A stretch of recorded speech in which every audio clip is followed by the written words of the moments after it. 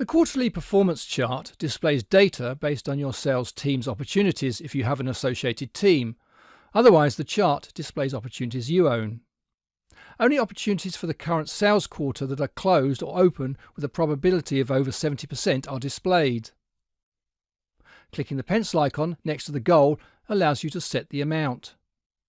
The assistant shows important updates over the course of your day and will help you be more proactive with records that need your attention. If you hover over the record name, you can view additional details about the record without going into the details page. If you click the cross, the lead or opportunity record will no longer appear in your recommendations in the assistant.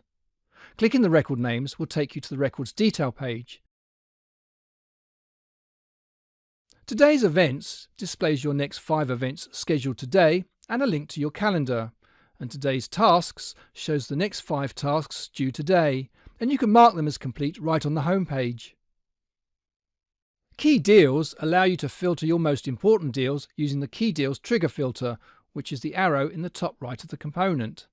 You can filter the opportunities shown in the component to see all your deals, deals closing soon and more.